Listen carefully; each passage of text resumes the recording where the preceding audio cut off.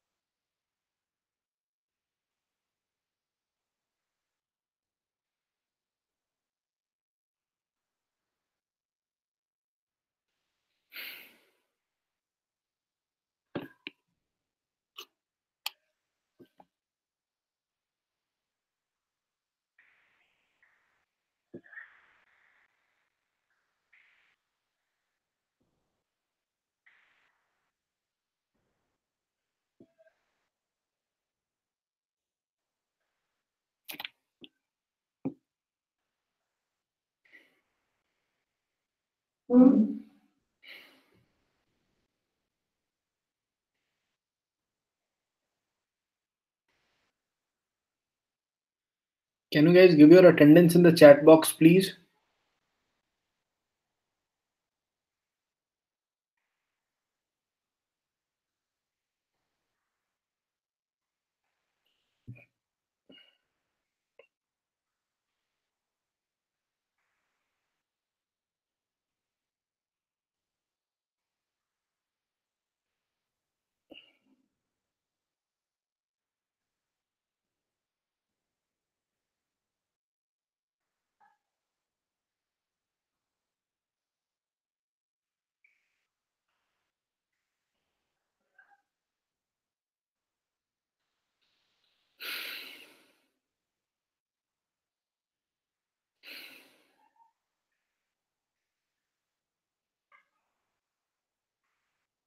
Okay.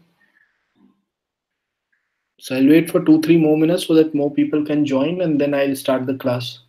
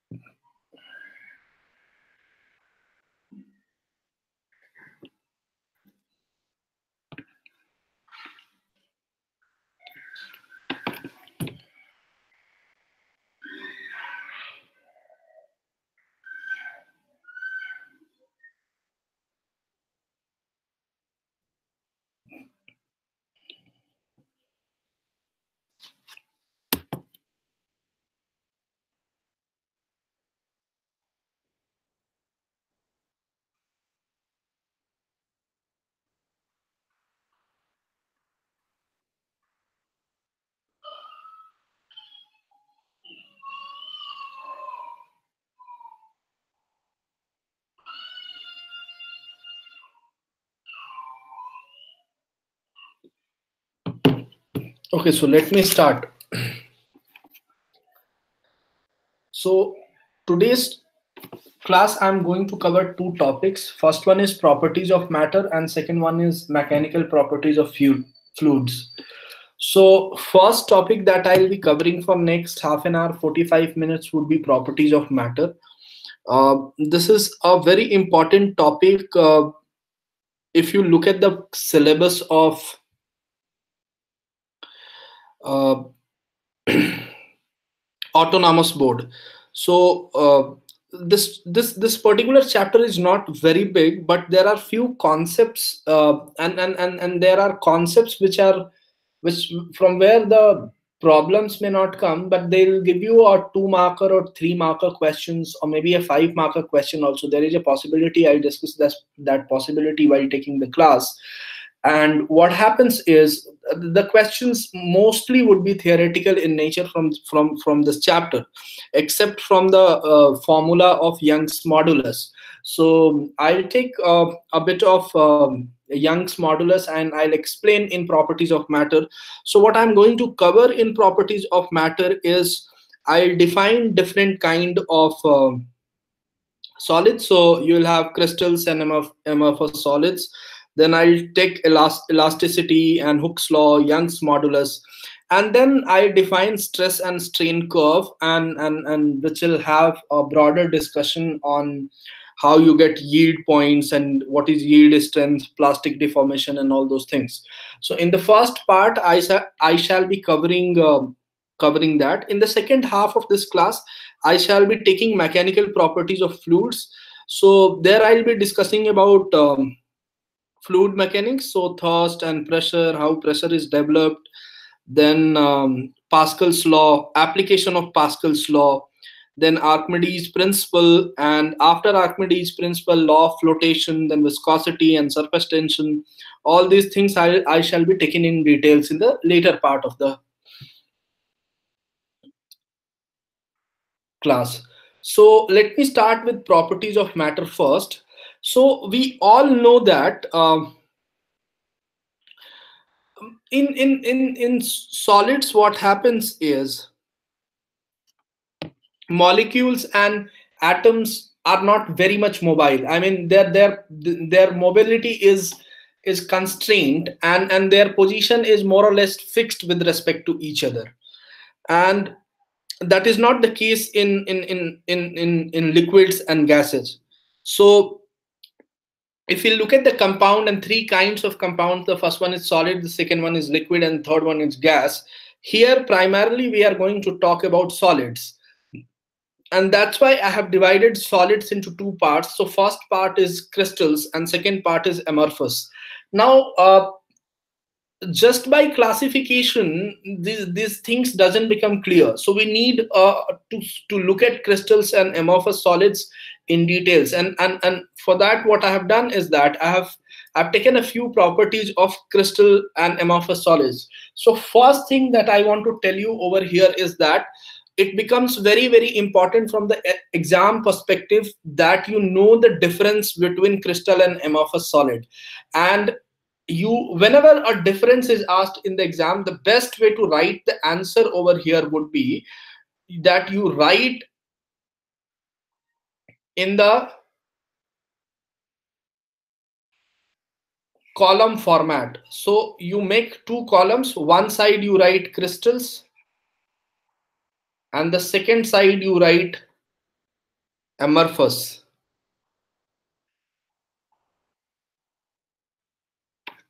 So in this one I have taken crystals. Now what do you mean, what do I mean by crystal solids? So crystal solids are where you have atoms arranged in regular geometrical pattern. So whichever side you go, suppose this is your solid, and whichever side you go, you will find fixed pattern of atoms, and whichever geometry they are following, that geometrical pattern will also be the same. And here, as we have geometrical patterns, so you will have smaller unit of geometrical patterns. So you will see if it is bounded in a circular manner, which I am making on the board right now, what happens is that you find these circles. Now this these circles or these simplest arrangement of atoms is known as unit cells, and these unit cells repeat itself through the volume of the solid, and with the repetition of this unit cell, the structure of the complete solid is formed. So that's what I've written here in the second line, that the unit cell repetition is long range order. Now what happens is, these bonds between, as the structure is very much determined, and it's is bonding between the two unit cells is very cohesive in nature, what happens that these covalent bonds are equally strong everywhere. So what I'm trying to say is that whichever part of the solid you take bonding between two unit cells, you will find that the strength of the bond is same across the solid. And due to this property, what happens is that this kind of solids will have fixed melting point. Now what happens is, due to the arrangement, they are categorized into, I mean, any particular solid is categorized into three four different types, depending on their elastic properties. So what happens, what do I mean by, I'll discuss elasticity in the next slide.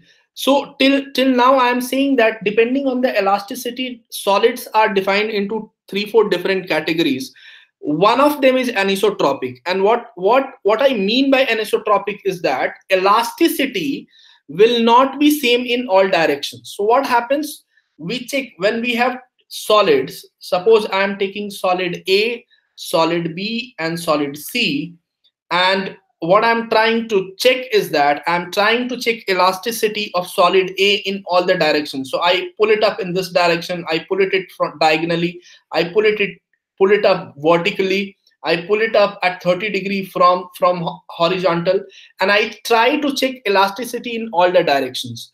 So whichever solid does not have elasticity same in all the direction, that kind of solid is known as anisotropic solid. So you should write it very clearly. It is very important. Most of the people don't know what is anisotropic means, because in books it is only written anisotropic and hardly it is explained anywhere. So you should write the meaning of anisotropic. Anisotropic means elasticity of the solid is not same in all the directions.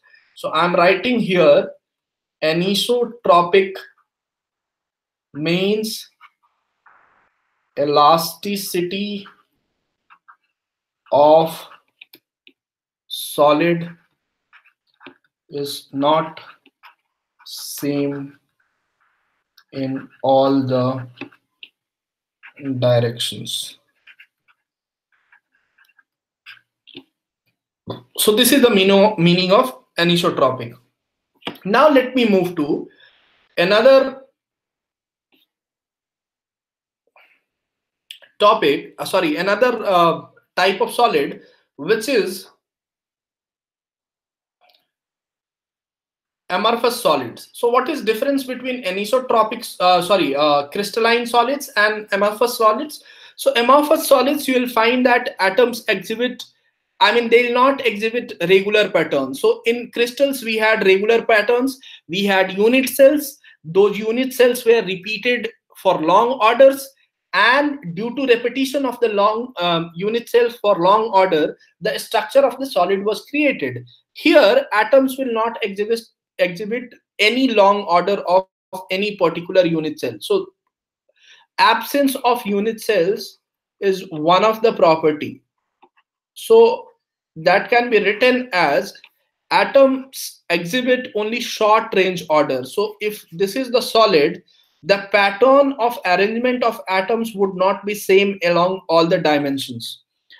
Due to that, what will happen, that when you will pick two unit cells, or when you will pick two molecules or different molecules from here, the level of, or the or the strength of the bond here would be different from strength of the bond here. And due to that, what happens is the melting point of amorphous solids are not same.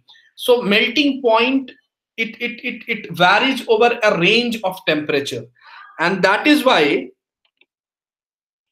what happens is you will not find any fixed melting point.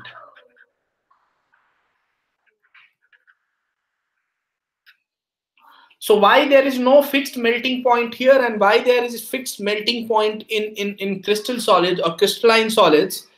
If somebody is asking you that question, that may be a 2-marker question, you should say that the strength of the bonds across 2 unit cells is not same in amorphous solids and which is same in the crystalline solids.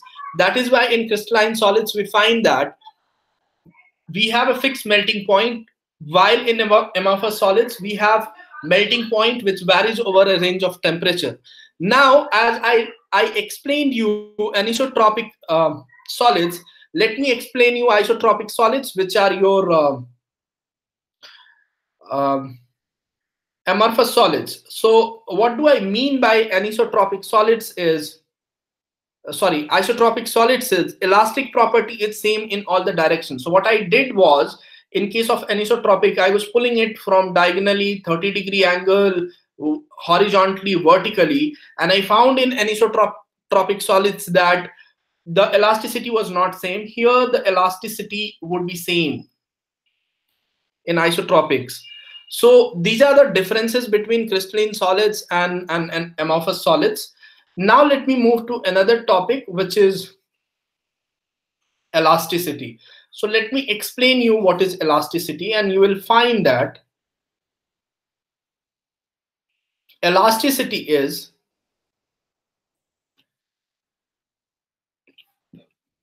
property of a body to regain its original dimension when the deforming force is removed. So what happens in this case is, suppose I have a solid over here and I'm pulling it from here. So what happens is,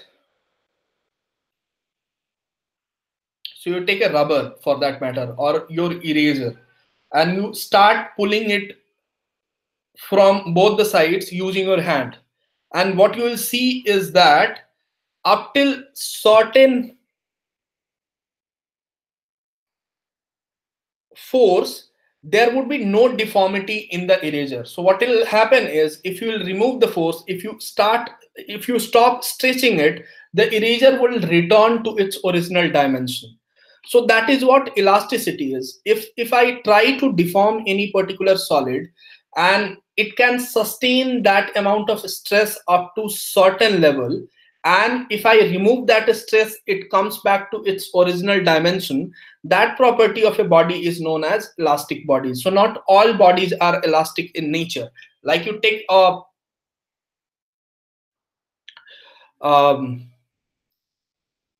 wire, and wire is elastic. You take a biscuit and try to break it. What will happen? You apply a little bit of force, and as soon as it is broken, either it will be broken or it will be its original form. So not everything is elastic in nature. Now we need to understand elasticity completely, we need to understand 2 things: stress and strain. So what happens? Stress always due to its composition or due to its structure, there would be few internal forces acting on it. So that is called that is a type of stress inside the body. Another type of stress can be you apply a force over here. So what happens is, if you apply the force, now there would be initiation of deformity inside this solid. So that is called development of external, development of stress. Now what is stress? Stress is defined as force per unit area. So whatever force is applied per unit area, that is known as stress. Now what is strain? So it's very difficult to identify difference between stress and strain here. So I'm telling you, stress, I'll define once more. Stress is a force that can cause a change in physical body. So it's basically tension which is produced in a body to deform it. Now it can be internal, it can be external, it can be both internal and external in nature. Now what happens is, uh, because the stress is there in the body, due to overcome or to compensate that stress, strain is developed in the body. So strain is resultant of excessive stress, and to overcome it or to try to negate it, strain is developed. But if you keep on increasing the stress, then strain will not be able to overcome stress and deformity will start. So strain is defined as change in dimension divided by original dimension. So I have written it over here, change in dimension divided by original dimensions. So I have told you the difference between stress and strain. Stress can be there when strain is not there because of its internal structure, composition, because of its how it has been made. So if because of the composition or the shape, size of the solid, there can be internal stress. You can provide external stress by applying some force onto it. Due to this stress, what happens when it goes beyond a certain limit, strain will be developed to overcome or to negate that stress. So it means that stress can be developed, stress can be there inside a solid without any strain. What is strain? Strain is a deforming capability. So what happens when stress goes beyond a particular limit? Strain will be able to sustain the stress and deformity of the solid will start. Now strain is defined by change in dimension divided by original dimension. So these are the two formulas that you need to remember from this slide, which are strain, which is change in dimension divided by original dimension, and stress is equal to force divided by area. So please have a look at these formulas very properly before you go to your examination room, because there can be a question, which can be asked based on stress and strain, or difference between stress and strain. So a 1 marker or 2 marker numerical can also be there. You can be given change in dimension, like I'll discuss it now. So you can be given that a solid has an area of or volume of 4 into 5 into 3, and it changes to 4.2, 5.1 and 3.5 after dimension. Find out what's the strain. So you need to find out change. So change is not this. This is the new dimension. So you find out volume 2 here. Suppose this is volume 1. So change is volume 2 minus volume 1 divided by original dimension is volume 1. So this is how you have to calculate the strain. Okay, so now what I'll do is I'll move to another topic, and for that what I'm doing is I'm taking, so now I'll define you what's Hooke's law. So Hooke's law says that within the elastic limit, strain produced in a body is directly proportional to stress. So I told you that whenever there is a body and we start applying stress, after a certain limit, the strain will produce. So what will happen is that stress in, so this is stress and this is strain. So up till certain limit, if the stress increases, strain increases in the direct proportion. It means that strain is equal to or proportional to, directly proportional to stress applied on the body. So that is what Hooke's law say. Now apart from this, how will you find out elasticity of a particular solid? So to find out elasticity of a particular solid, there is a coefficient which is used, which is called Young's modulus. So what do I mean by Young's modulus? So Young's modulus tell me Young's modulus is equal to linear stress divided by linear strain. What do I mean by linear stress and strain? So suppose this is a wire and I start pulling it from both the sides. So what will happen? First, the wire will try to sustain that particular force which I am applied, or which I have applied, or stress which I have applied. After a certain limit, there would be initiation of deforming in the wire. So what is the capability? Suppose I have wire W1 and W2, not both, and they are made of different materials. Not both the wires will be able to sustain same amount of stress. So to compare the elasticity or elastic nature, what is elasticity? The maximum stress which can be handled by a particular wire, so that if I remove that force or stress, it comes to its original position. More would be the elasticity. So if I have a wire which can sustain a stress of 100 Newton per meter square and come to its original shape, and then I have a different wire which can sustain 200 Newton per meter square stress, and then also it can come to its original shape and size. So the second one will have more elasticity as compared to the first one. So Young's modulus tells me that how much linear stress into strain, and linear means change in linear dimensions. So look at here, linear stress is mg divided by pi r square, force per unit area. And I'm taking a wire is generally considered to be cylinders, so in cylindrical form. So this dimension, or the or this area, curved surface area, would always be pi r square. So mg divided by pi r square. And what would be linear strain? So suppose if or here x has been taken. So if change in length is x and original length is L, so I'll divide it by x by L. What I'll find out is mg divided by pi r square multiplied by L into x. So this is your Young's modulus.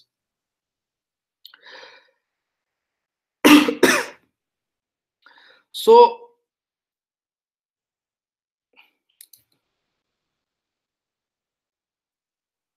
Young's modulus is given, or Young's modulus is calculated to find out how much stress can be sustained by a particular solid or a particular wire.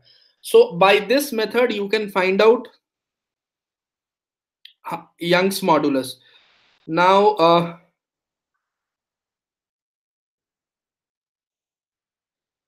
okay, now let me go to next slide.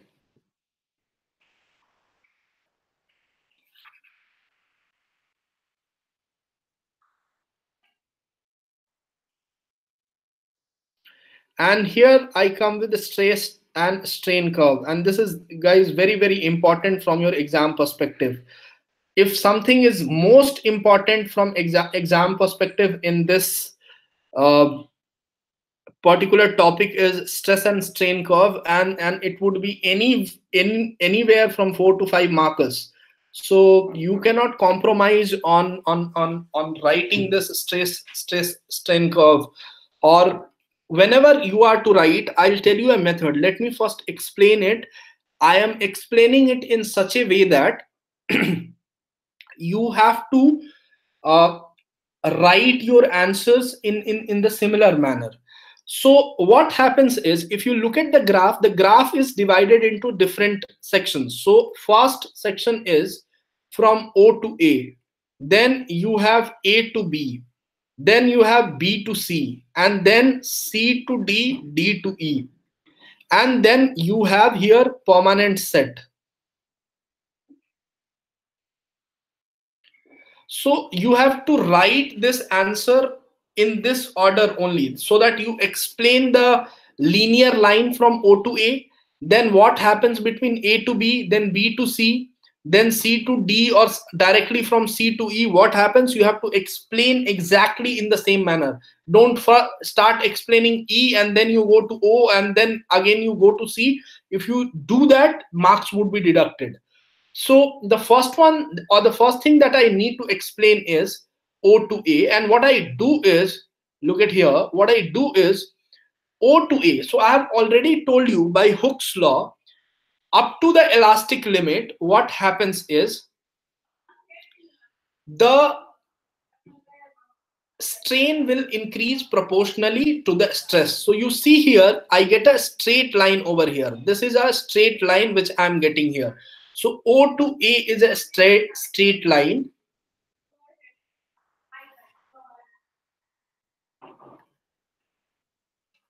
So what straight line is telling me that stress is directly, or strain is directly proportional to stress. So you need to say that it follows O to A. The critical word is Hooke's law. So when you are defining it, you say that O to A is an area where Hooke's law is obeyed,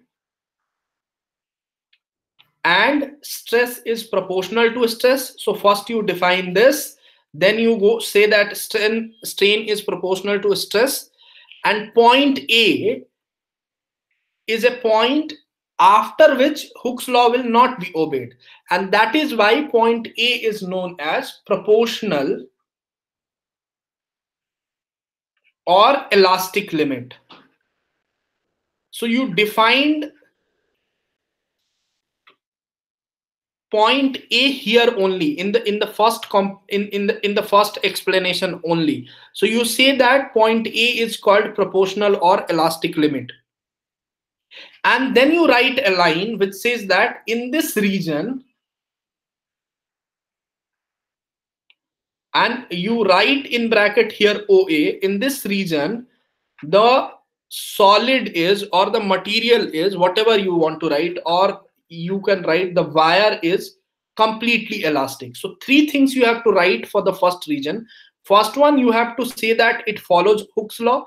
Second thing that you need to write that here strain is proportional to stress. Then third thing that you need to say that A is proportional point or elastic point beyond which Hooke's law will not be followed. And then you need to conclude by saying that the wire is completely elastic in this range. After this, what happens is I define A to B. So what happens between A to B? So A to B,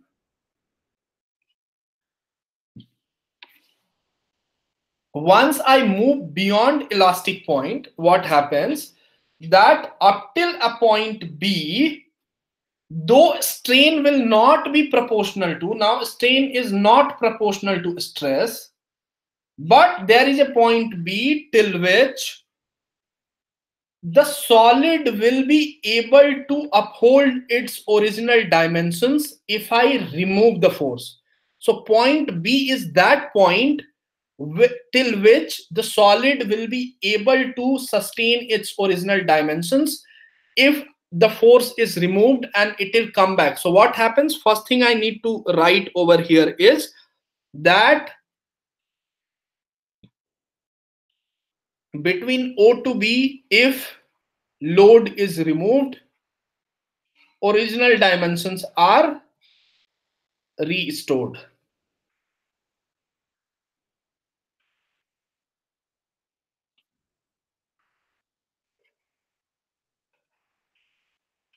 This is the first thing that we need to write.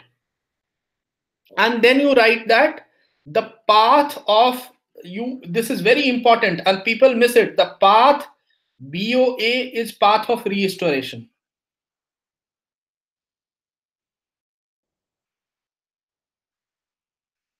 And then what we do is, then you write that as point B is the last point, and after which the restoration or coming back to original dimension will not be possible, path B is known as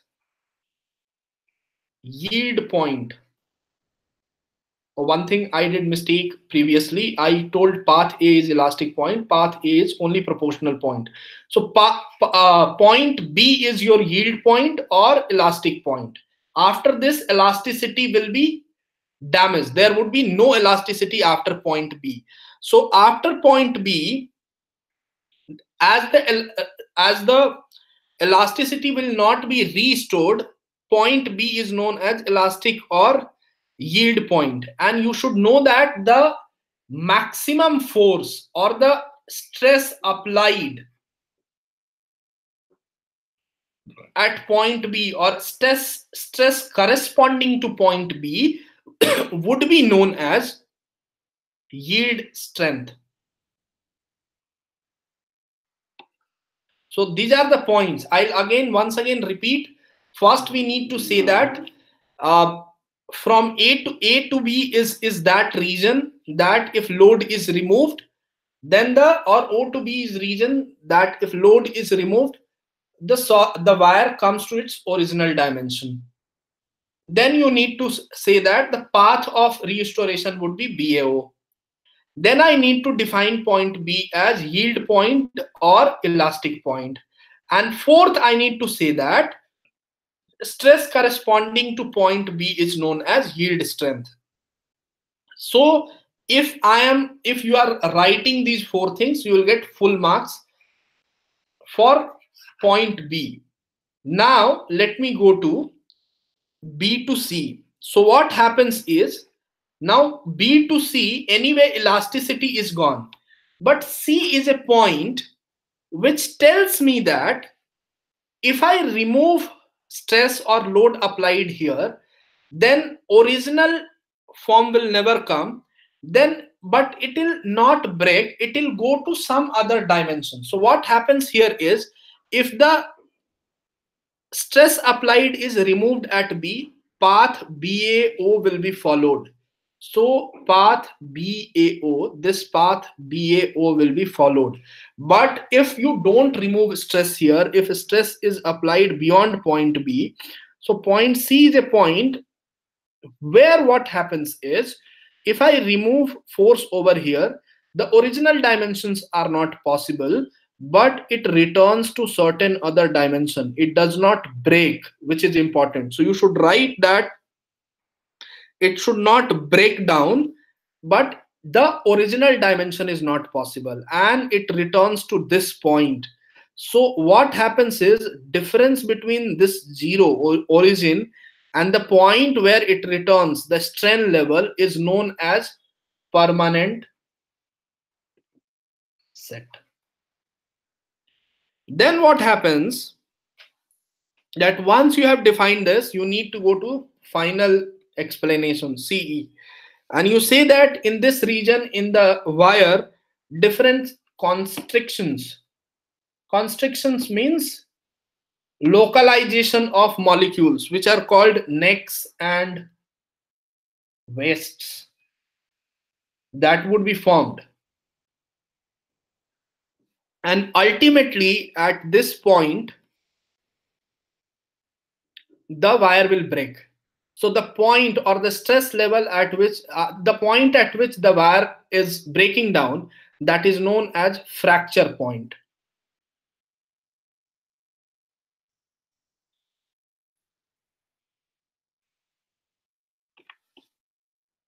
That is known as fracture point. Now what happens is, in fracture point, the amount of stress corresponding to fracture point is known as tensile strength.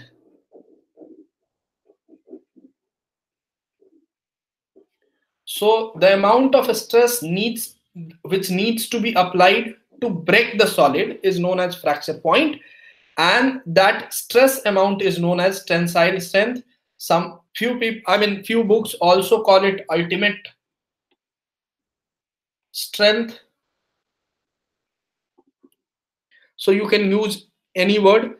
Now what happens? You need to write one more thing which is very important, and which is from C to E, this particular region, deformation starts happening.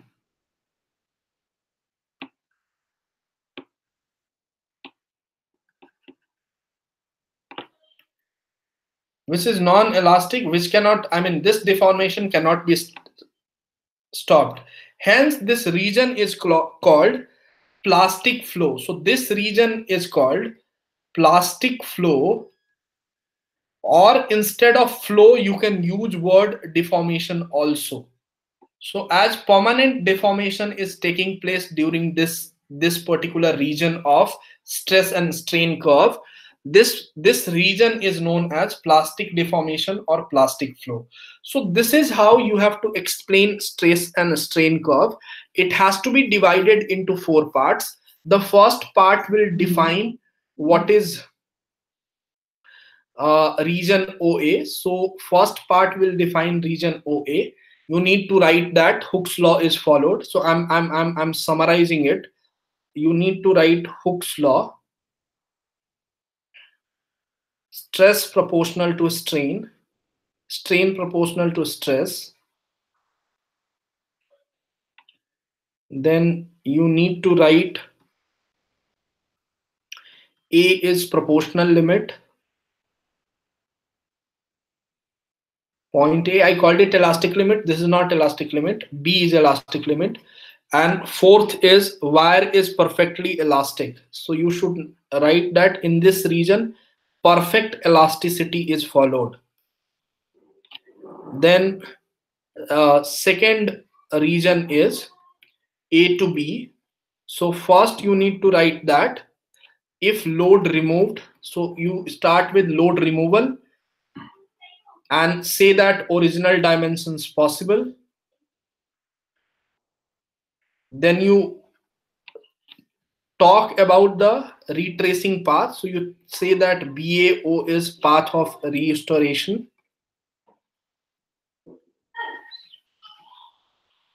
And then you say that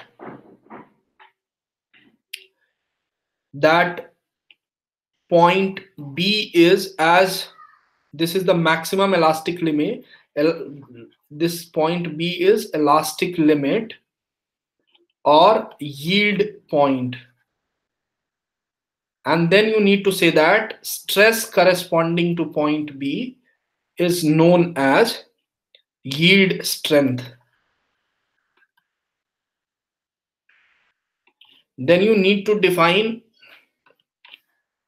point B to C, and you say that till points B to C, elasticity is completely gone. So what elasticity gone? So what happens is between B to C, if force or load removed,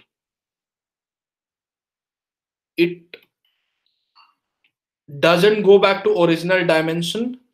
So the difference here, basically you need to define permanent set. And then you need to go to C to E. So you say that write constraint and necks and widths, these 3 words, and then you write that E is your fracture point, and the stress corresponding to this is tensile strength,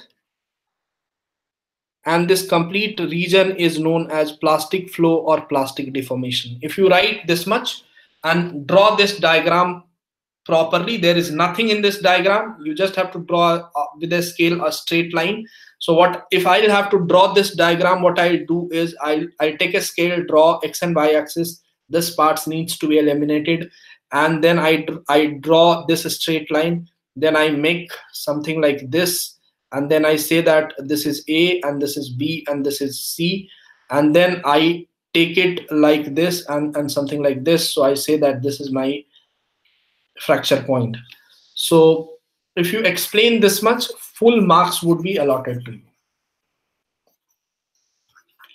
Now let me go to another topic.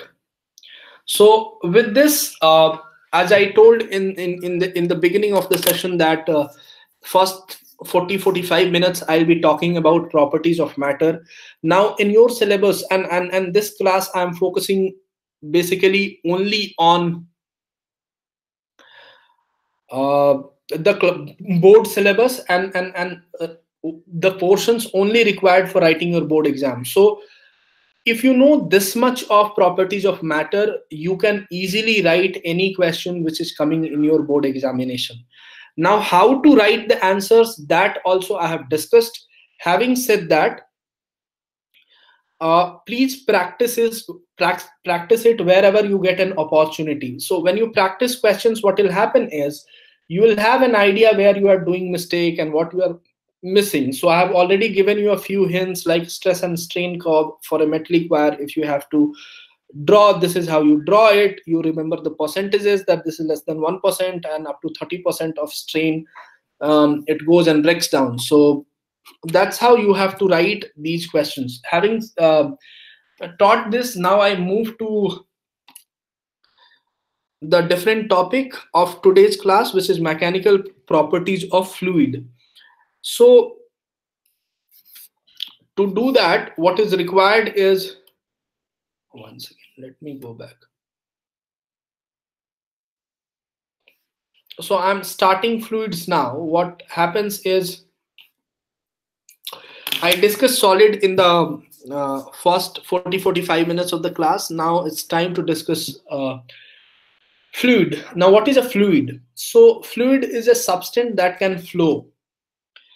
This is the basic property. With whatever, I mean, a substance which flows is known as fluid, and it assumes that the shape of, I mean, whichever vessel you put into, it will take the shape of that vessel. As simple as that.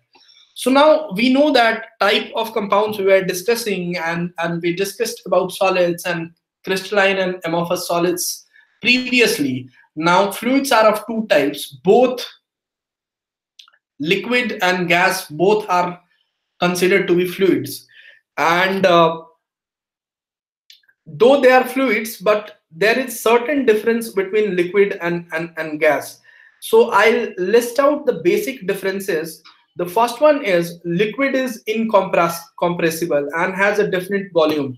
So if I take a jar, open jar, rectangular jar like this, and suppose the liquid is filled up to this level, and if I start pressing it, the liquid will not go down.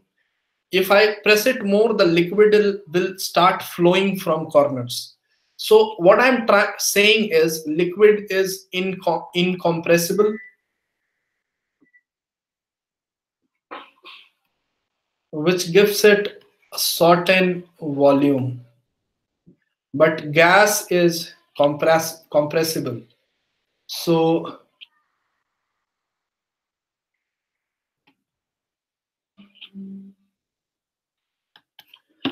you know CNG, full form is compressed natural gas. So there the gas is compressed while it is transferred from one place to another place. Why we compress it? So that the volume of the gas can be reduced. So when gas is up to this limit, I start compressing it, so it comes only up to this limit. Why this is possible? Because the intermolecular distance or interatomic distance between two atoms in gases are more, so they can be compressed, which is not the case when we consider about liquids.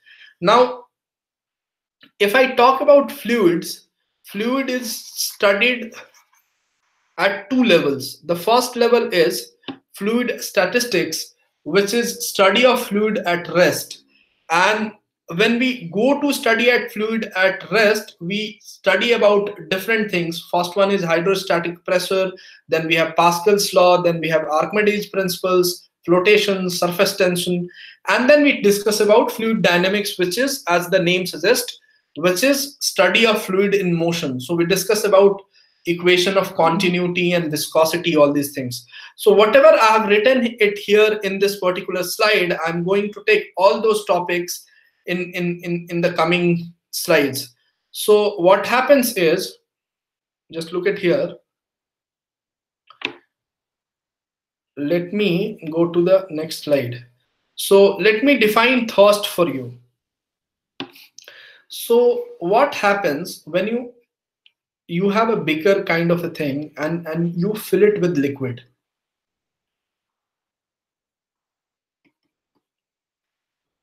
What liquid will do? It will interact with the wall of this particular beaker, and due to the interaction of liquid with the wall of the beaker, what it will do is it will apply certain amount of force on it, and force will always be perpendicular to surface. So what it will do, application of force and direction of force would be perpendicular to wall of, sorry, perpendicular to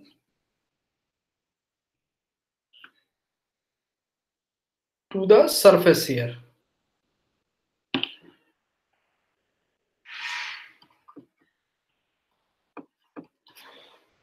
So thrust is defined as total force exerted by liquid on any surface in contact with it.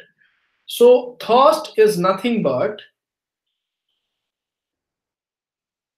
force. And why it is applied? Because if a fluid comes in contact with any particular surface, due to the contact, it will start applying force. The direction of the force would be perpendicular to the surface, and the amount of force applied would be known as thrust. Now let me define pressure. Now what is pressure? So because of this force, or the force applied per unit area of the surface, so pressure on a point of a surface is thrust acting normally per unit area around that point. What I'm trying to say, to make it very, very simple for you, pressure is equal to thrust or force applied per unit area on any particular surface. So the unit of pressure is Newton per meter square, which is also called as, so rather than writing Newton per meter square, you can write Newton per meter square. But Newton per meter square or unit of pressure has been also renamed as Pascal. And you should know that pressure is a scalar quantity.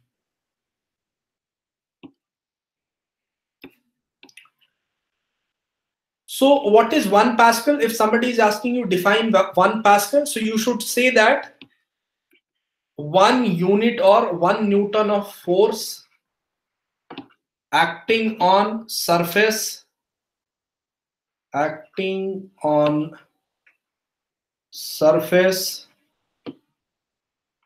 of area of 1 meter square. So this is what 1 Pascal is. Now let me do some derivations for you. So the first derivation which I am going to do is to find out pressure created by a liquid column. So for that, what I am doing is that I am taking a, one second, let me draw it properly. So I am taking a cuboid,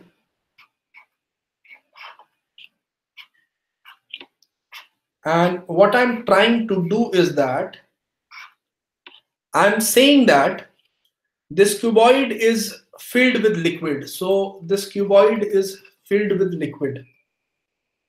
So what will happen at this pressure? At this surface.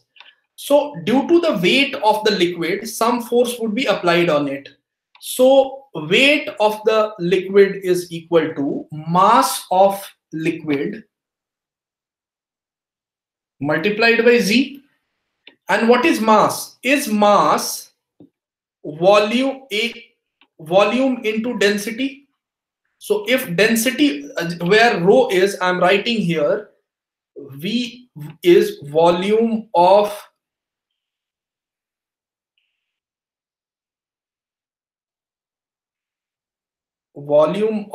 the vessel for that matter, and rho is density of liquid. Now volume can be written as, because I want to apply the height of this liquid column, volume can be written as area into height. So mass is equal, mass is can be written as area into height into rho, and the weight will become area into height into rho into g, and that is the force exerted. This is the force exerted on this particular surface. Now what is the area? I have already assumed area as A. So pressure would be weight defined by, so I have written here weight of the liquid column defined by area A. And what is A? Area is A H rho Hg divided by A. So I am cancelling this A.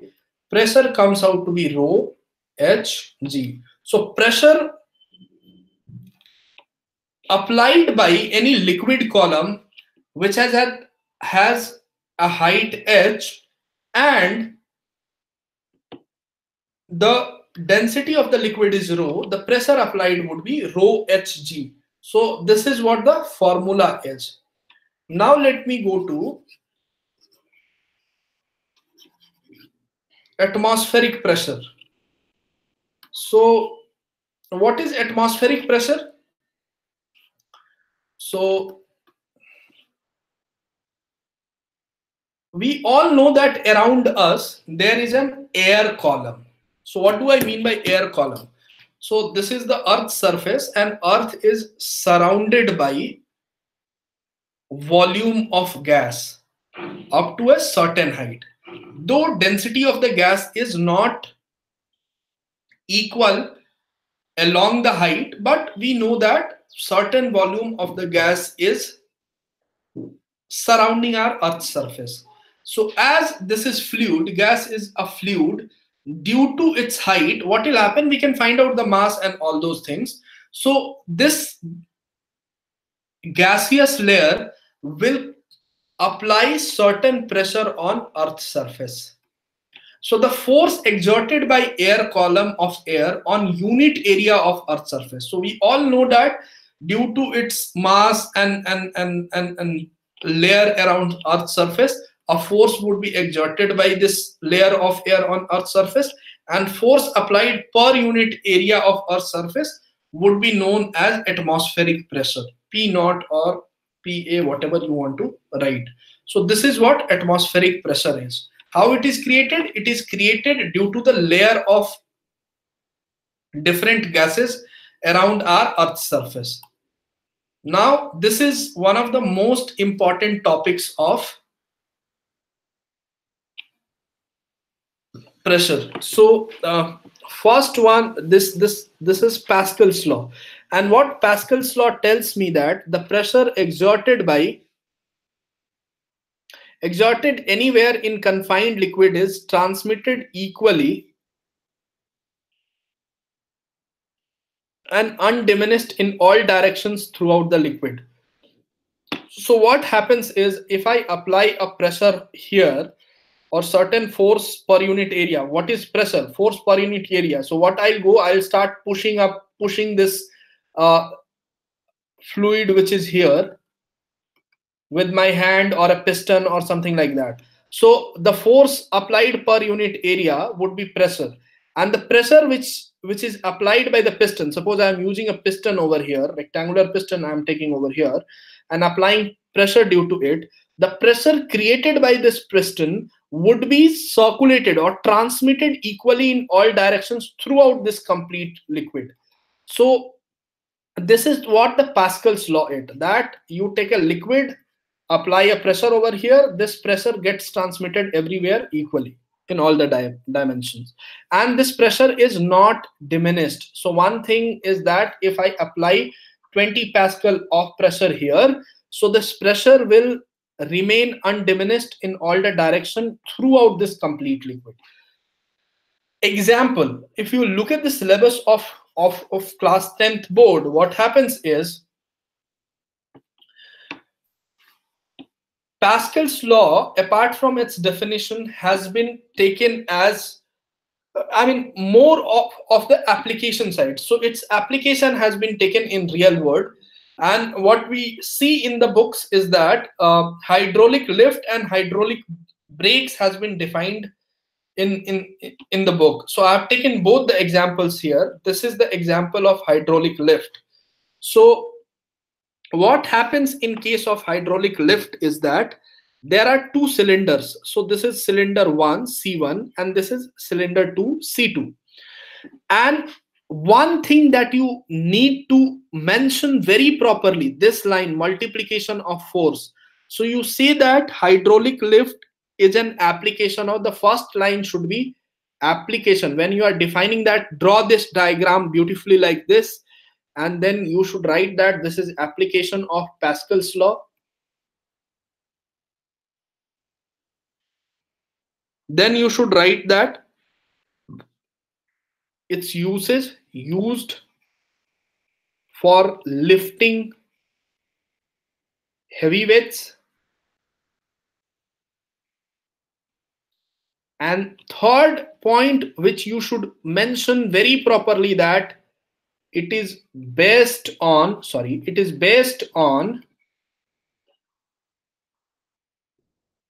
multiplication of force.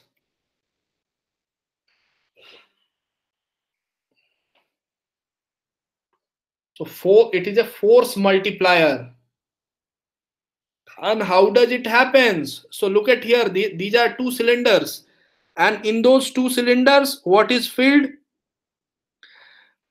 Some liquid or some fluid has been filled over here in this particular cylinder. Now what happens on both end of cylinders, it means C1 and C2, I have pistons here. Pistons have certain characteristics. So in construction of hydraulic lift, you should mention that there are two cylinders C1 and C2. Then between these two cylinders, a fluid has been filled. At the end of the two cylinders, there are two pistons, suppose P1 and P2. What happens is P1 and P2, these pistons are watertight, so that no water leaks into it, and they are frictionless.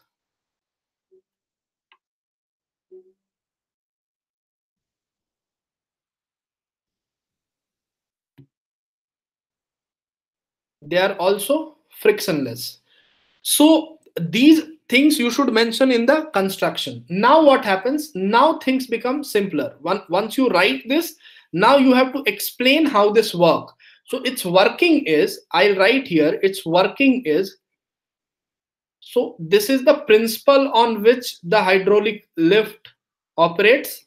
Then you write construction of it, and then you define working. So what happens here? You apply a small amount of force. So and the area is small over here. So what happens? Pressure applied P over here is F1 divided by A1, and here area is A2. So I am initially only saying that A2 is greater than A1. Now what happens? This pressure is same as per Pascal's law. The same pressure will get transmitted from one place to the other place. So here also, what is the pressure? Here also the pressure is P. Due to this pressure, a force would be applied in the upward direction. What would be that force? Force F2 would be pressure multiplied by area A2. Why? Because here pressure would be force applied divided by area A2. So I am writing force F2 is pressure divided by area A1. Now how much it is? Pressure is equal to F1 divided by A1 into A2. So you should write that force 2 should be equal to F1 by A1 into A2. Now as A2 is greater than A1, F2 will be greater than F1.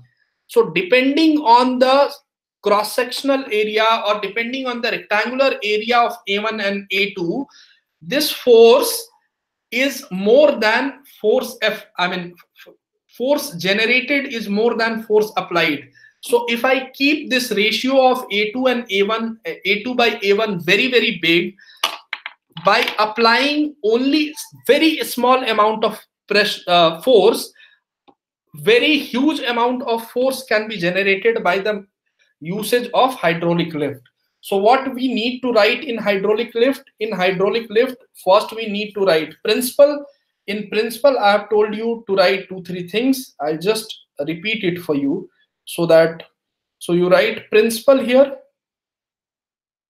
So you write Pascal's law, and then you write its uses, that for heavy lifting, heavy load, and then you write one of the most important thing, that it is force multiplier. You write it in the beginning only so that the examiner is very much aware that the person knows the answer. The second part is construction. So in this is not given in the books like this. So construction, you should write cylinder C1 and C2. Then you should write that between this there is a fluid. Then you will say that piston P1 and P2, they are watertight and they are frictionless. After this, you should just say that by piston 1, you are applying force F1. So pressure created would be F1 by A1. And here also pressure would be P. So here force generated would be P into A2, which is F1 A2 by A1. You know that A2 is greater than A1. So F2 would be greater than F1. This is what you should write. That will fetch you full marks.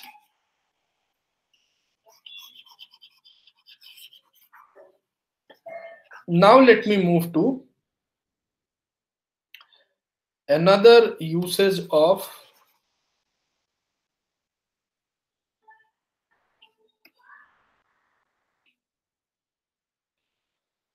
Pascal's law, another application of Pascal's law, which is hydraulic brakes. So first of all, look at the construction of the hydraulic brake. So what is there in the construction? In construction, as the figure is showing over here, a hydraulic brake consists of a tube. So this is your tube T here. So this is your tube T here. This is your tube. And it contains brakes. So this complete arrangement is your tube. Here is the foot pedal where you apply the brake. Now what happens? One end of the tube is connected to master cylinder. So this is your tube. This is your this is also the tube where fluid is there. So the tube I'm talking about is here. This is the tube, and one end of the tube is, so construction, first thing I'll write as that tube, two ends. First end is connected to foot pedal, and the second is connected to master cylinder.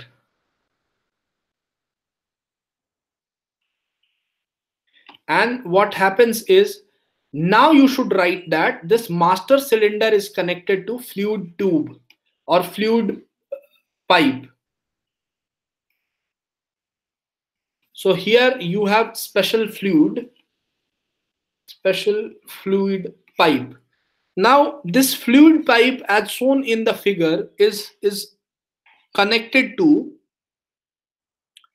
wheel cylinder. So this particular portion is known as wheel cylinder. Now what happens in this wheel cylinder?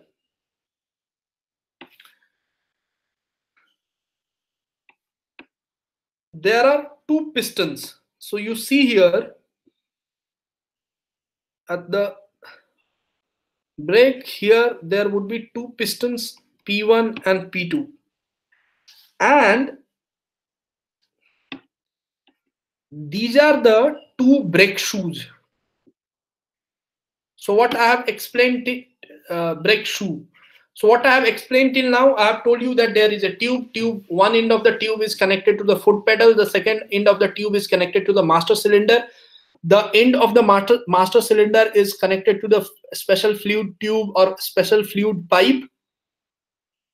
And one part of this fluid pipe is connected to the wheel cylinder. Now at the end of the front, on the both side of the wheel cylinder, we have pistons. So piston P1 and P2 is there.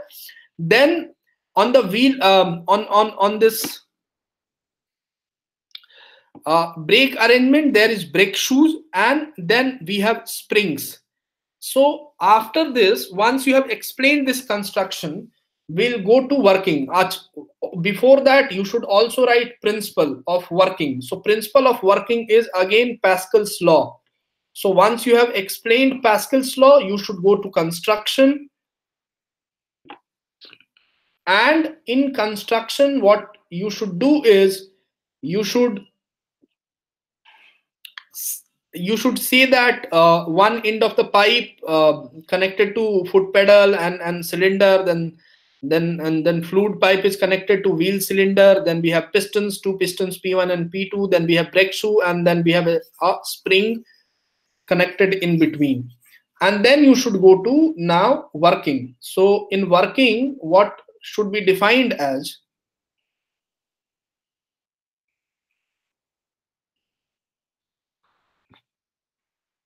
once somebody presses this pedal. So what will happen once this pedal is pressed, this tube is pressed. So what happens, the master cylinder is pushed. Due to the master cylinder is pushed, there is some pressure applied on this fluid. So whatever pressure is applied here, the same pressure would be here due to Pascal's law. So this pressure gets transmitted here. Once the pressure gets transmitted here through this oil, piston P1 and P2 would be pushed outward. So the pistons here P1 and P2, they'll be pushed outward. So what will happen once they'll pushed outward, this brake shoe will start constricting against each other. So what will happen is the brake shoe will get pressed against this internal rim. So once this is going out, this will start getting pressed against this inner rim. So this compression will happen in this particular direction. So this is direction of compression. I'll draw it once again. So once this is going out, this brake shoe will start getting compressed inside this or towards this internal rim. Due to this compression, what will happen is this spring will get compressed, and as this spring will get compressed, due to compression in this particular spring, the wheel will start rotating with, because it is getting compressed, wheel will start rotating because less force would be applied over here. So wheel will start rotating slowly, and hence brake would be applied. So then you need to go to advantages of hydraulic brakes. So what are the advantages of hydraulic brakes? The master cylinder transmits equal pressure. So a hydraulic brakes operates uniformly, and hence skidding will not happen. So braking will happen uniform braking, and hence it will prevent skidding. This is the first advantage. Second is control of the vehicle. So what do I mean by control of vehicle? So on the pedals, I apply a very small amount of force, and this small amount of force exerted by me creates larger force here, which opposes the movement. So this wheel drum, this complete wheel drum would be more balanced, as I'm not pushing it with the brake pedals much. it will be balanced, and the required stress will also be created over here. So which will enable me to, because the pressure is getting transmitted equally and uniformly, it will enable the driver to balance the vehicle well.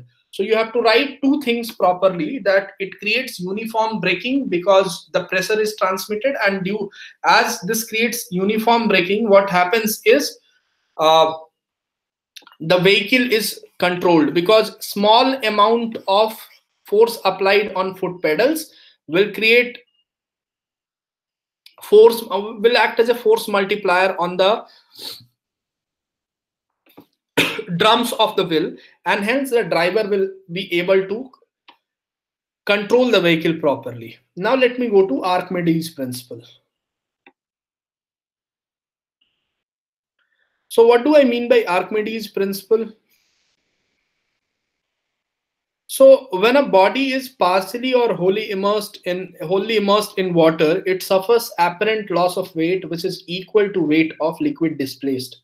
What is it trying to say is that, suppose I put a floating foam or something, and it is floating over here, or certain other object is there which is not fully immersed, or even if it is fully immersed. So when the solid will go inside, the volume of the solid, remember this is very important for numericals, volume of the solid will be equal to volume of the water displaced.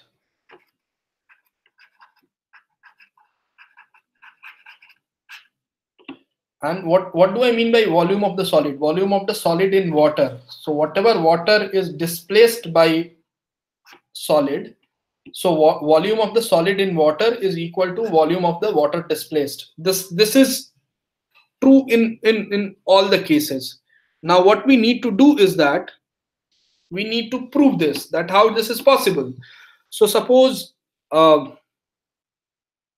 have a particular solid and its volume is V and density is rho. So weight applied by W of this solid would be rho's mass into G, and mass is volume into density. So I'm writing it V rho G. Now, one way to explain Archimedes principle is that once this solid goes inside the water, so an upthrust is applied on this particular solid. Ideally what will happen is Newton's third law, that it is creating some kind of disturbance in the fluid. So what happens is, whatever, if it is at balance level, so whatever weight it is applying here, the same weight would be applied on it, and that is called upthrust, or it is also called buoyant force.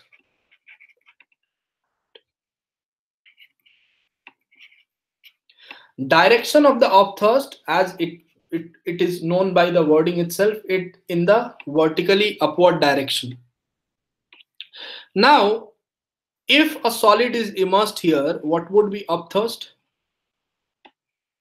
The upthrust would be equal to weight of the liquid displaced.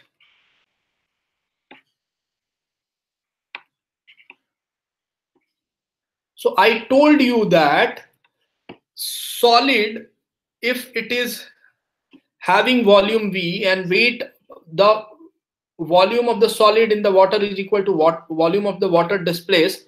So volume of the water here will remain V. Suppose the density of the, or sorry, suppose the volume of the liquid is V and density of the liquid is rho. So weight or upthrust applied by this liquid would be V rho G. So total force acting, if I apply, or if I make a point diagram of this solid, so in lower direction V rho G is acting, and in the upward direction V sigma G is acting. So what is the net force acting over here, which I'll call net weight, is equal to V rho g minus V sigma g. So in the air, the weight of the solid was V rho g. In the water, the weight of the solid is V rho g minus V sigma g. So what is the change? What is the reduction? The reduction is V sigma g. So this is equal to, the reduction in the weight is equal to upthrust applied. So it suffers apparent loss, which is equal to weight of the liquid displaced. What is the weight of the liquid displaced? This much. So now Archimedes principle we have already proved. Let us go to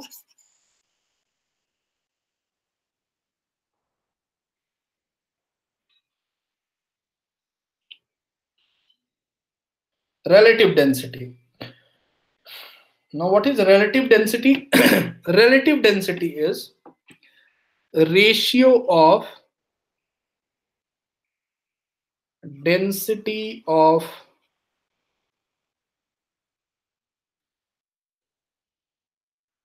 substance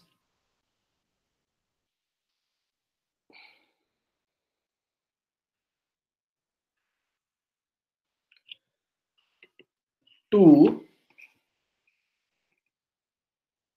density of water. So you take density of anything. So density of, suppose, let's take mercury. So suppose density of mercury is rho m. You divide it by density of water, it becomes relative density of mercury. As simple as that. So relative density I'll discuss later also.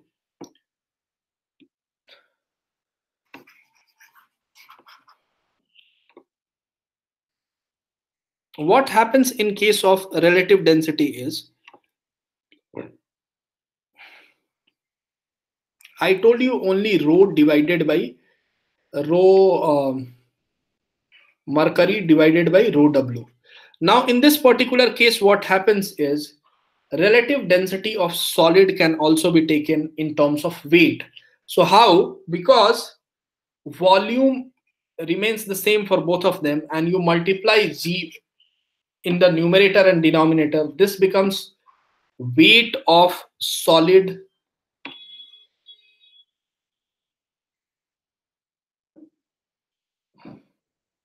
this becomes, I write here, weight of solid in air divided by weight of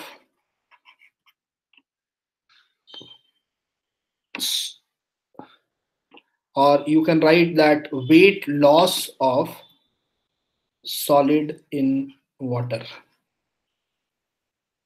because this is, so V rho mg divided by V sigma g.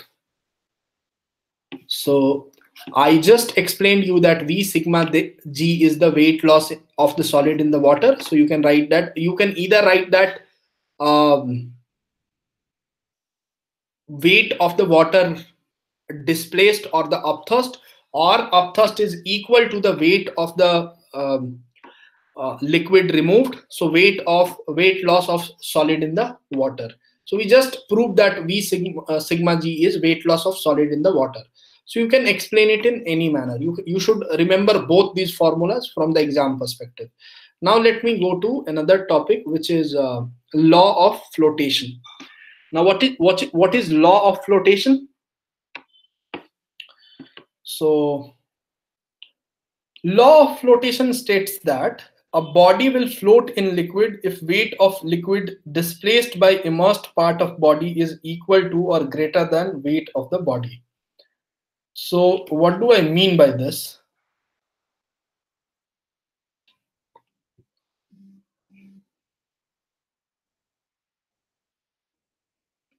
What do I mean by this is, when Suppose this is a beaker,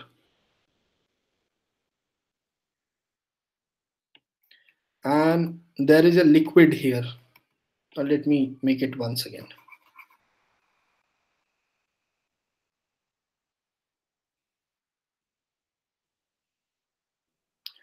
So suppose this is a beaker and I have a liquid here. Now what is the law of flotation telling me?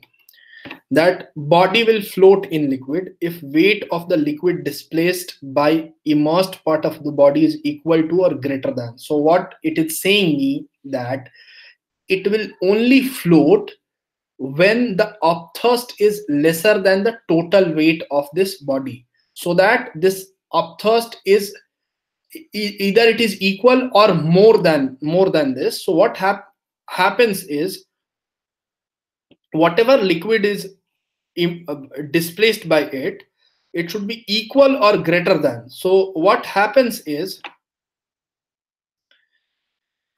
if the density is rho here, so V rho G is the weight applied over here. Now what happens? V sigma G is the upthrust force. If V sigma G is more than V rho G, only then this, or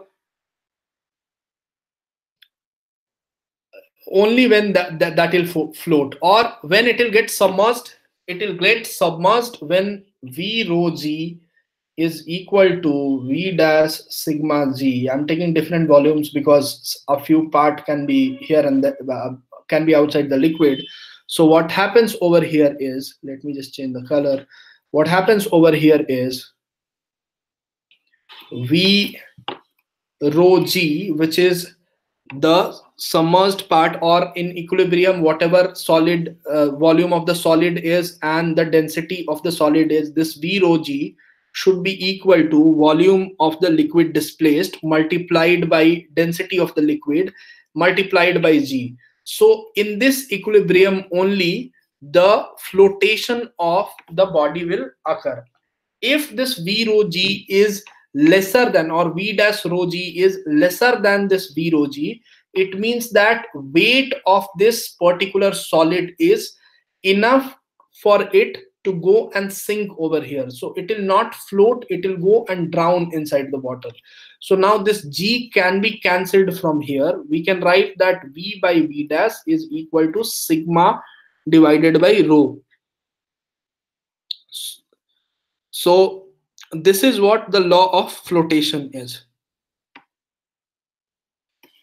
Now let me explain you few different things. So what is that? That is hydrometer. What is an hydrometer? So first of all, I'll tell you the principle on which hydrometer performs. So I am always telling that whenever you have to write such answers, you need to write the principle. This is based on law of flotation. What is its usage? Usage is to find out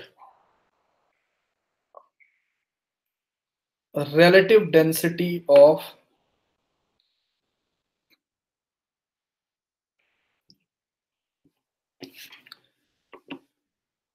a liquid. So what happens over here is, generally if you will see a hydrometer, so construction of the hydrometer, if I tell you, the construction of the hydrometer is something like this. So a pipe would be like this, which is called stem, and then I'll have a bulb over here, and bulb will carry certain shots into it. So this is a lead bulb, and so let me write it. This is A, this is B, and this is C. Here I have shots. So this is the construction.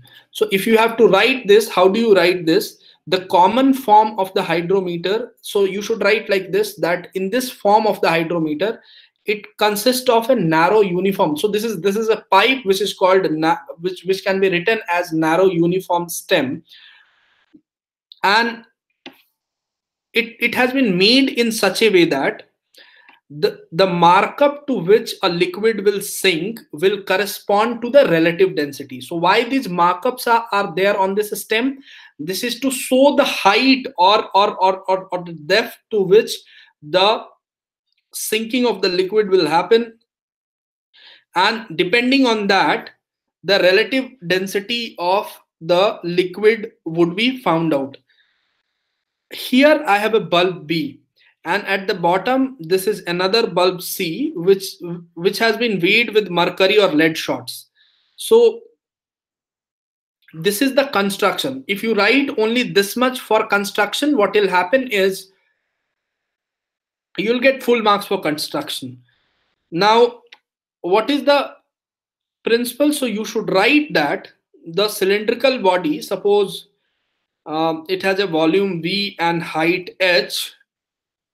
I mean a cylindrical body of volume V and height H is floating in the liquid, and it is submerged up to height H that. So I'm saying that it is only submerged, this complete height is H, and this has been submerged only up to height H dash. So what happens is this complete volume can be written as area into height H. So the mass of this solid can be written as A into H, then density of the solid rho multiplied by G should be equal to the volume of the liquid displaced. So volume of the liquid displaced is, area remains the same, but as it is only submerged up to height H dash, hence volume of the liquid replaced would be AH dash. Density of the liquid is rho multiplied by G, so this comes out to be AH dash sigma G. So A gets cancelled, G gets cancelled, H rho comes out to be equal to H dash sigma. So H by H dash is equal to sigma divided by rho. This is the principle on which if we find out this particular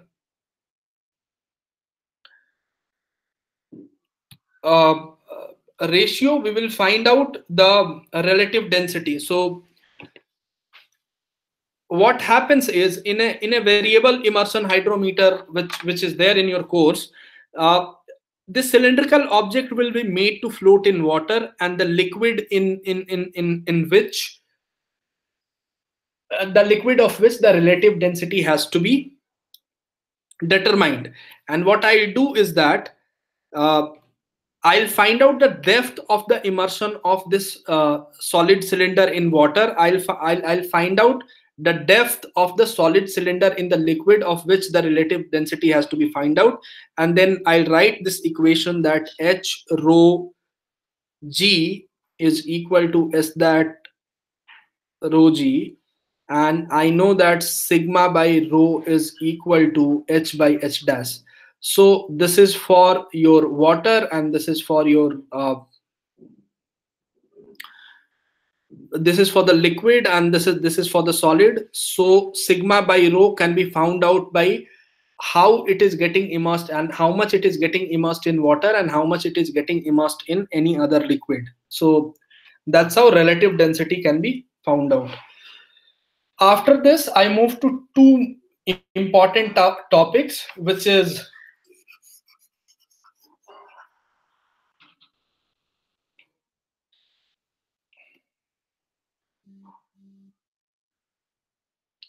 surface tension. So what is surface tension?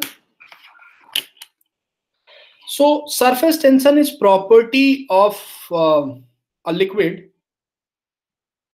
So let me give you an example. So example is if you look at the liquid drops coming out of any tab, any water tab, the liquids looks like stopping for some time and then it comes and drops down on the surface.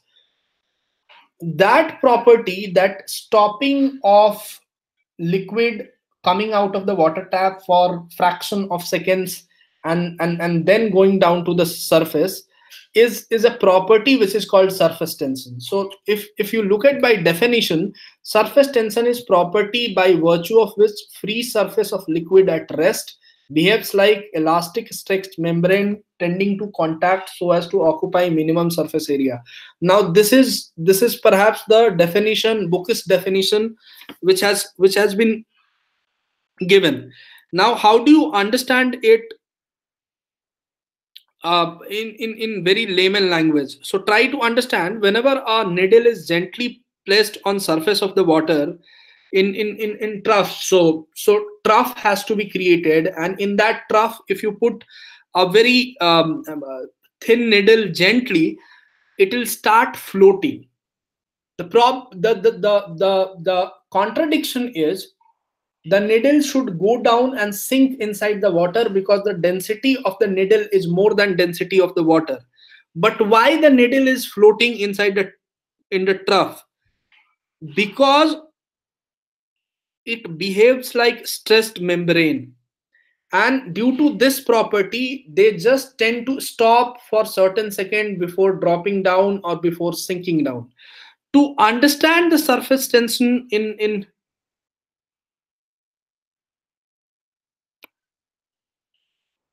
in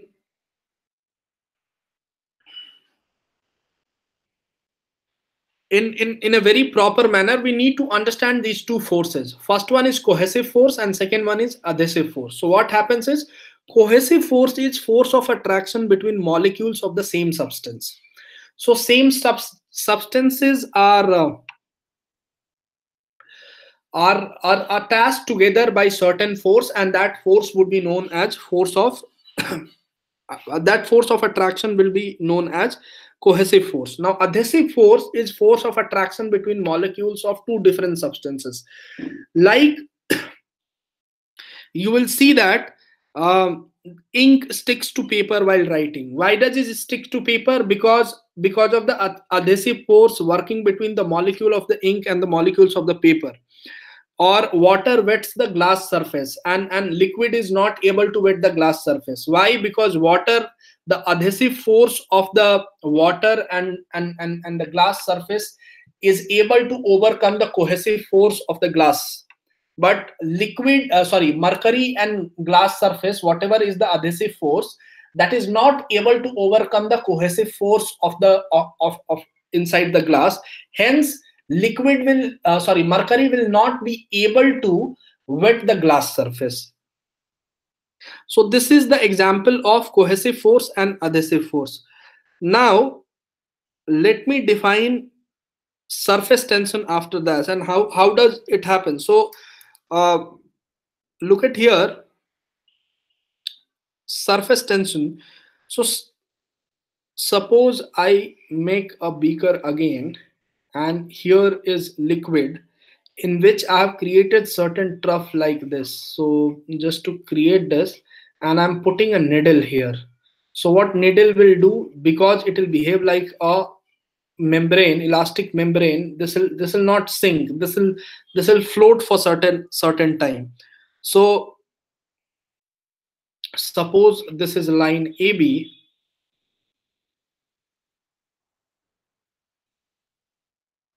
and suppose one more assumption I have to make that along line AB the water molecules are in equilibriums, or the water is in equilibrium. Fine. Now force acting on this line would be proportional to the length of this line. So F is proportional to, this is what surface tension tells, that force acting on this line would be proportional to length of this line. So F is proportional to L, or F is equal to sigma L, where sigma is known as surface tension.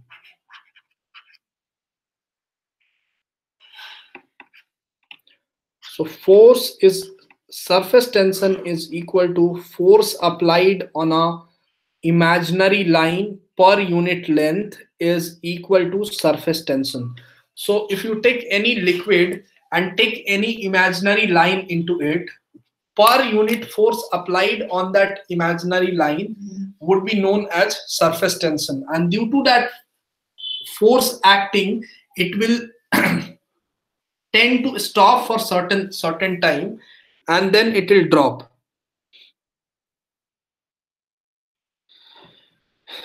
So next particular topic, and perhaps this is the second last topic, is capillary movement. Let me explain this to you. So the next topic is capillarity.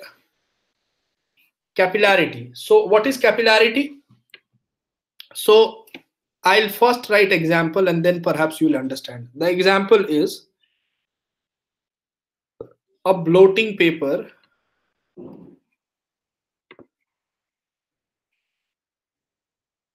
soaks ink. This is one example, first example. Second example is oil rises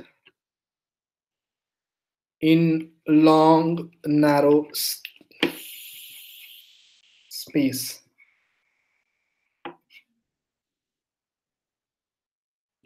Then third, we use towels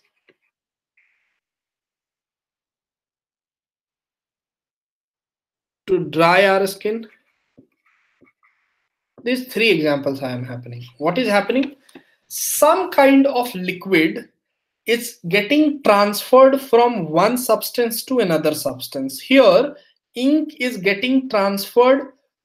I mean, ink is getting soaked in a bloating paper. Oil is going inside a narrow space, and towel is soaking the water from our body. Why does this happen? This happens due to capillary movement. So what is capillary movement? It is defined as the phenomenon of rise or fall of a liquid in a capillary tube in comparison to the surrounding. So what happens is a very small, very thin, very infinitely small thing, like, I mean, as thin as hair. And this kind of tube as thin as hair, is known as capillary tube. So this hair like thin tube is known as capillary tube. Now what will happen? What is the property of this capillary tube? So suppose I have a glass capillary tube, and when the glass capillary tube is dipped in liquid, and both the sides are open, and what happens is, then there are two conditions. If liquid is such that it is able to wet the wall of the tube, so suppose this is the tube, both sides open, I have immersed in liquid. If the liquid is able to wet this tube, then the liquid will rise above. And if the liquid is not able to wet this tube, then the liquid will go down. This is very important. So if wetting is happening, then liquid will go up. If wetting is not happening, then liquid will go down. And this particular phenomenon of water going up or down depending on in the capillary tube, depending on wetting is happening or not, is known as capillary. This phenomenon is known as capillarity. So one very important example of capillarity is how detergents are able to take out grease or any other dirt from our clothes. So normal water will not be able to take out dirt, or if a grease has been applied on your white shirt, it will not be able to take it out. Why? Because capillarity movement is not happening. The grease is not getting soaked up in the water. But once you apply the detergent helps the capillary movement, and the grease comes out with the help of detergent in the water, and our cloth becomes clean. So if capillary movement has been asked, if capillarity has been asked in your example, you should give these 3-4 examples. You should explain that thickness. Explaining thickness is very, very important. You should say that the thickness should be hair-like. So that is it. Now let me move to the last topic of today's class, which is viscosity. So let me go to viscosity. Now what is viscosity? Viscosity is the property by virtue of which a liquid opposes relative motion between its different layers. So what happens here? I am making different layers of liquid, and then I'll explain viscosity to you.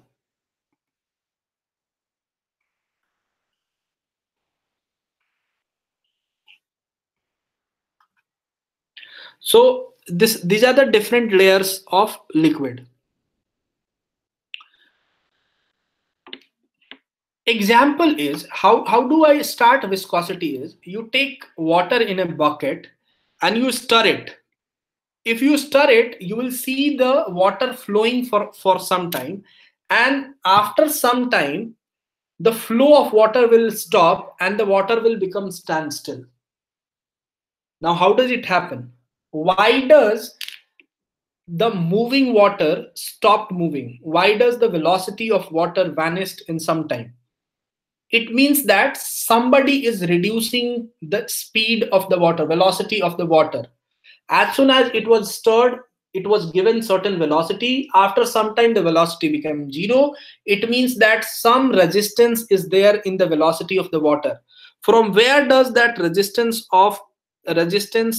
is coming in the velocity of the water? So what happens is different layers of water oppose movement of each other. So you try to understand, the water at the surface would be immobile. So here the velocity would be 0.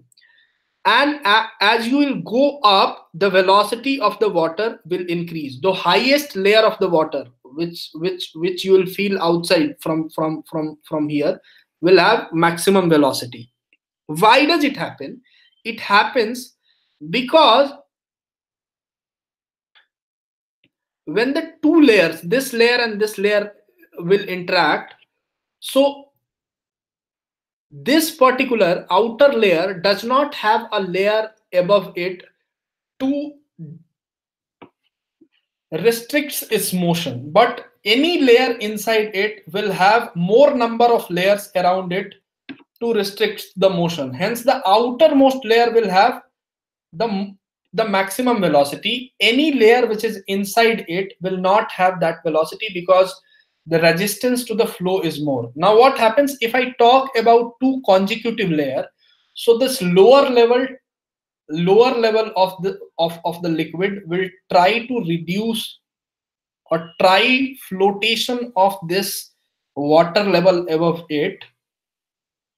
It will try to reduce the velocity. And what this upper level will try, that this lower level also comes along with me. So what is it doing? This lower level is applying a force. If velocity is in this direction, it is applying a force in this direction, and this upper level is applying a force in this direction towards its own velocity. During this phenomenon, both the layers behave in such a way that they tend to reduce the velocity of each other, and the phenomenon of different layers opposing relative motion of each other is known as viscosity. So viscosity can be defined as the property by virtue of which a liquid opposite relative motion between its different layers is known as viscosity. So I have explained viscosity properly to you over here, where I've shown what happens between two different consecutive layers, why the uppermost layer will have maximum velocity, because there is not much disturbance over there. When you come inside the water, there are different layers above and below it, which creates hindrance in the movement of that layer. Hence the velocity keeps on decreasing at the lower level. and between two consecutive layers, the upper layer will try to take the lower level along with itself, while the lower level will try to reduce the velocity of the upper layer. In this phenomenon, both of them tend to reduce the velocity of each other, and hence this viscosity works between the viscosity works in the liquid. Now the other topic in viscosity is, or here is, equation of continuity. So what do I mean by equation of continuity? I'll just explain it to you. So suppose I have,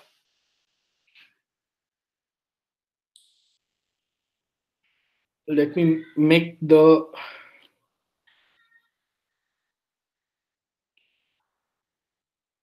so what happens, I have a pipe of varying cross section. So you see here, it is very wide, here it is very narrow. So this is a pipe of varied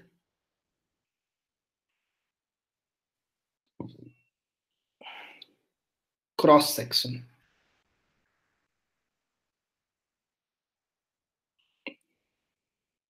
Now what happens is, I have a non-viscous fluid in it. So what do I have it? Non-viscous fluid. Non-viscous,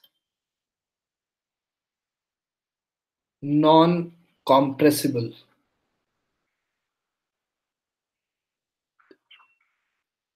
Fluid inside it. Suppose this is section A and this is section B. Now what happens is, suppose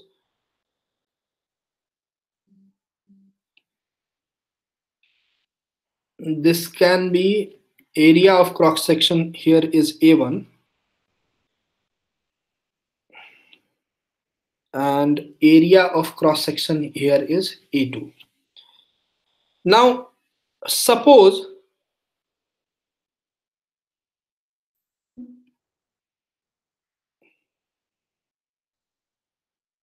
velocity of the fluid here is V1 and velocity of the fluid here is V2. What we observe is that area multiplied by velocity remains constant throughout the cross section, and that is what equation of continuity is. So equation of continuity tells that in a pipe of varied cross section, area into area of the cross section multiplied by velocity of the fluid will remain constant. So it means that, what does it tell me? It tells me that A1 by A2 is equal to V2 by V1. It means that A is anti-proportional to B. So if the area of the cross section would be more, it means that velocity of the fluid would be less. And if like here, area of the cross section, if I tell you that either which one is more, V1 or V2. So see here, area of cross section is more and here area of cross section is less. So as A1 is greater than A2, so V2 would be greater than V1. So this is greater than 1 because A1 is greater than A2. So this is greater than 1. So V2 would be greater than V1. It means that wherever area of cross section is less, there the velocity would be more. So this is what equation of continuity is. Equation of continuity tells me that area of a cross section multiplied by velocity of the fluid in that area of in that cross section remains constant. You make this, you explain this, you will get the full marks. So this is it in today's class. I covered properties of matter and then I covered a portions related to mechanical properties of fluids. Please revise it properly. Most of the time you will see that questions related to these topics would be based on certain principles like Archimedes Principle, Young's Pascal's law in properties of matter, Young's modulus, and the most important topic in properties of matter is stress strain curve. So go through these topics very properly and try to write answers so that it gives you confidence while writing your board examination. Also, when you write answers, you take 5 questions from end of the book or from any mock test, and you start writing it. You'll find your problem areas, and then you'll start working on it. Once you'll start working on it, your marks will automatically improve in the board. So thank you so much for joining the class, and wish you all the best. Thank you.